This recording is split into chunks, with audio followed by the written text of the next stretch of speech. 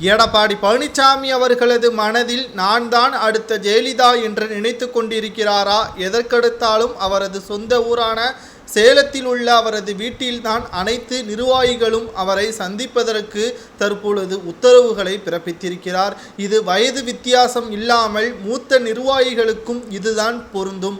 எப்படி கடந்த காலத்தில் ஆட்சி அதிகாரத்தில் இருந்த ஜெயலலிதா அவர்கள் போயஸ் கார்டனில் அதிக நபர்களை வரவழைத்தாரோ அதேபோல் தற்பொழுது எடப்பாடி பழனிசாமி அவர்கள் நடந்து கொள்வதாக தற்பொழுது கடுமையான குற்றச்சாட்டுகளும் மாவட்ட செயலாளர்கள், நிர்வாகிகள், மூத்த முன்னாள் அமைச்சர்களும் தற்பொழுது தெரிவித்திருக்கிறார்கள். குறிப்பாக சொல்ல வேண்டும் என்றால், ஜெயலலிதா அவர்கள் தன்னுடைய அனைத்து விதமான முயற்சிகளிலும் திறமையிலும் ஆட்சி அதிகாரங்களை கைப்பற்றினார் தன்னந்தனியாக என்றே கூறலாம்.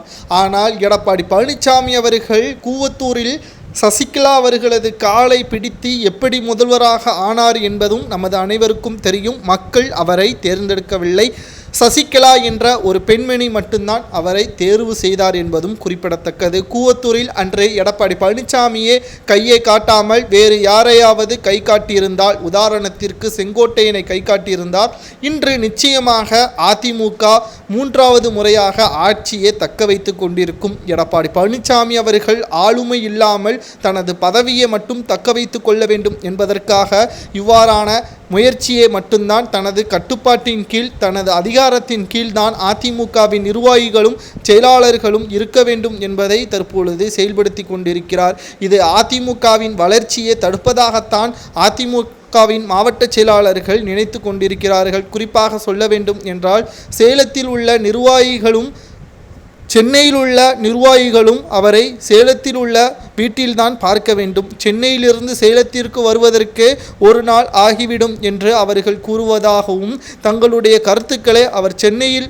ஒரு வீட்டை எடுத்து அங்கு தங்கியிருந்து கட்சி பணியையும் தேர்தல் பணியையும் அவர் பார்த்திருந்தாலே நிச்சயமாக மக்களவை தேர்தலில் மிக பெரிய அளவிலான மாற்றத்தை கொண்டு வந்திருக்க முடியும். ஆனால் எடப்பாடி பழனிசாமி அவர்கள் சேலத்தில் இருந்து கொண்டே உத்தரவுகளை போட்டதன் காரணமாகவும், தொண்டர்கள் எதை நினைக்கிறார்கள் என்பதை தெரிந்து கொள்ளாமல் இருப்பதன் காரணமாகவும் தான் தற்பொழுது தோல்வியடைந்தோம் என்று நிர்வாகிகள் கூறியிருக்கிறார்கள். மீண்டும் சேலத்தில் எங்களை அழைத்தால் நிச்சயமாக நாங்கள் வீட்டில் கலவரம் செய்வோம், அதிரடியான உத்தரவுகளை தற்பொழுது தொண்டர்களும் நிர்வாகிகளும் மாவட்ட செயலாளர்களும் தெரிவித்திருப்பது சரியா? எடப்பாடி பழனிசாமி அவர்களது செயல்பாடு சரியா தவறா என்பதை உங்களது கருத்துக்களை மறக்காம கமெண்ட் வாயிலாக கூறுங்கள்.